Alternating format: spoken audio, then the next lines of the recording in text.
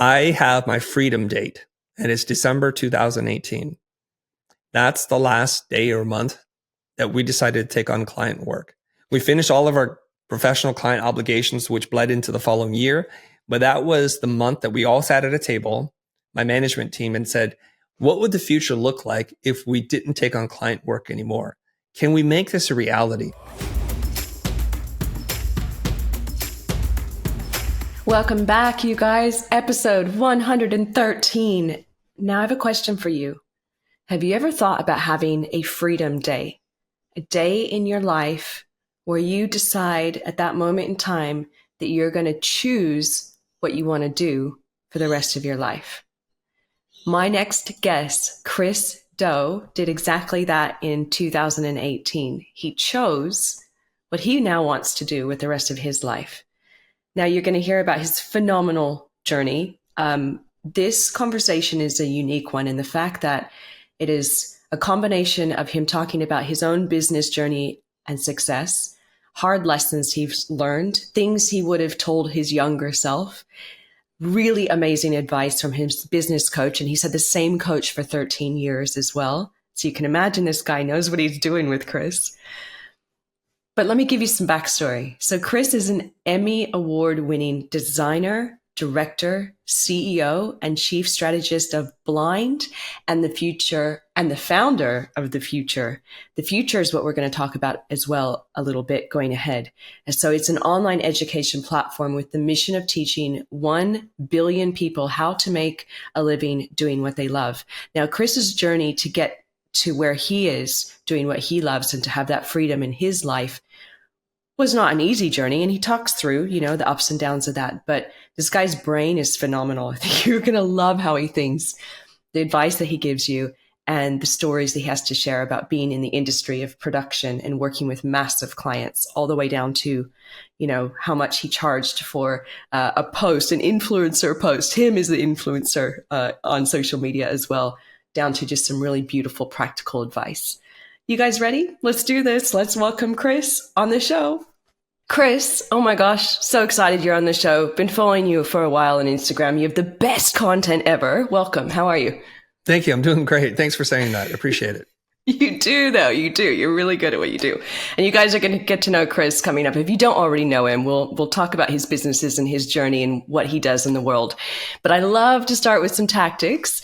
And so we're going to start with the 3 tips, Chris, that you do personally to grow your brands and your business smarter, to stay away from that overwhelm and hustle culture. Okay. When we talk about hustle culture, can you give me some definition or how you describe it so I can make sure I'm answering that question correctly? That's the best question ever. Thank you for asking. So when I say anti-hustle culture, I mean still working hard, but working smart. Understanding the balance that you define success, that you have control over your life rather than letting your businesses control you. Okay. It's like you run your business doesn't run you. You got it. Okay. Well, this is fantastic. This is something I love to talk about. And I have to be fully transparent and disclose a few things. I was part of that hustle culture the first 5 to 10 years of my business. I worked all kinds of crazy hours. My wife and I, we delayed our honeymoon because we worked for 5 years straight, her and I, on the business without taking any vacation, no holidays. Yeah. We just kept working the entire time. Wow. Yes. And this is I guess, a manifestation of how I grew up. I'm a first generation immigrant refugee from Vietnam. My mom and dad worked their butts off to provide for us. And we just saw this kind of work ethic that I admired, respected, and was expected of me. And I didn't do so well in high school because I kind of just flicked off. I didn't really apply myself because I didn't feel compelled to do anything. So I made up for it. Like once I got into college, I pulled all-nighters. That was a badge of courage for me. I did not respect you if you went through the program and didn't have at least one all-nighter. I had multiple all-nighters. Yeah.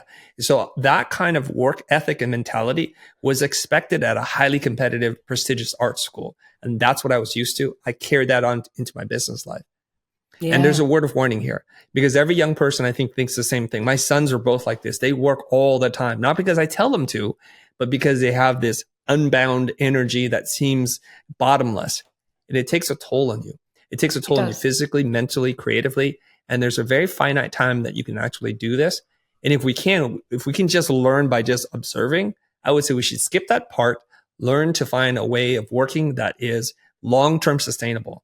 And I've seen it happen too many times, Heather, where people who I taught, who were my former students, would graduate from school, and then 5 years out, completely burnt out. They're like walking zombies.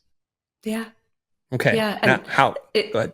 It happened to me. And that's why I've started this show and trying to get people like yourself to talk honestly about it. So thank you. Yes. So tips, please. So those are the full disclosure.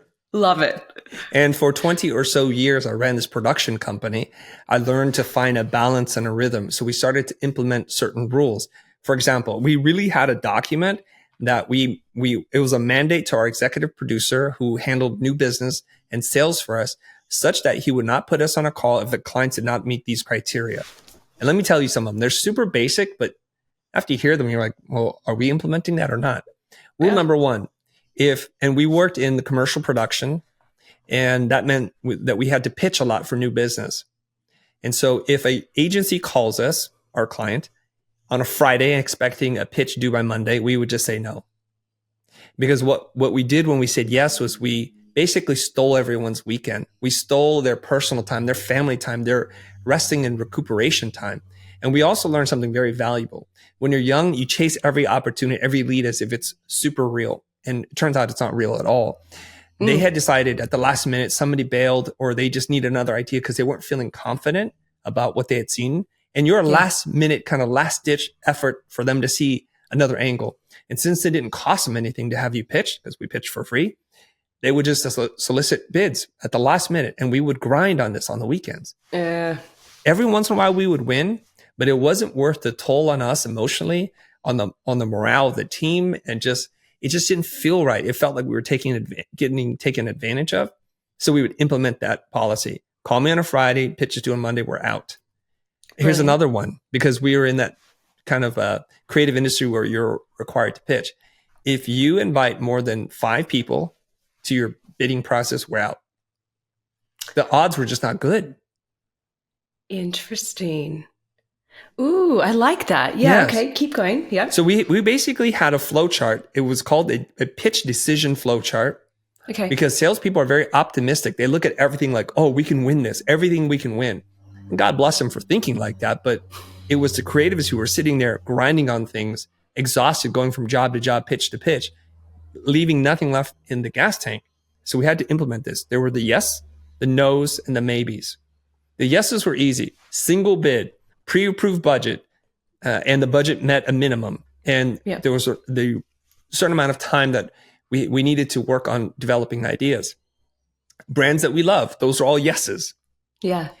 The no's are really easy. I just gave you 2 examples of no's. The maybes is where it gets really difficult, and it has to get really nuanced, because if you leave room open for your new biz dev person, they're like, well, that kind of qualifies, right? I'm like, no, get on the phone. And my business coach helped me to realize this idea. When we did a new business call, we had my executive producer, myself, a senior producer, my creative directors, plural, on the call. That was 4 or 5 the most expensive people in the building on a new business call. Yeah. There was prep time. There was the call time, and there was potential discussions and then bidding process that we would have to go through. That was eating up thousands of dollars that we don't think about, because oftentimes creatives think, well, we're not doing anything anyways. Well, sitting around doing nothing is not nothing. That's time to think. It's time to daydream. It's time to see something that might spark a future idea. We just don't know. We have to respect that creative process. So when my new biz executive producer person would come and I said, what are the specs? Nope. Cancel the call. Get back on the phone and talk to them. And don't do that again, because you're wasting all of our time. And I remember when we did this initially, everyone in the room was shocked. First of all, my EP was like, oh, that's going to make me look bad. And then I said, well, whose fault is that? You understood the parameters. I think there's a Nicki Minaj song. I think it's Nicki Minaj, or it's somebody else who's like, you understood the assignment. Did you understand the assignment? And clearly they didn't. And what happened was a bond formed between the creative team knowing that the boss, me, the owner of the company, has their back. And that does a lot for building teamwork, camaraderie, so that when you need to exercise that, can you give me a little bit more today, this week? Because everything is riding on the line. You don't even have to ask. They'll just give it to you. That's what I'm hearing here, is that you're really looking after your team. And I'm curious as well, when you started to change the way you worked with potential clients, did you command more respect? Did you feel like they were responsive in a good way? That's a very good question.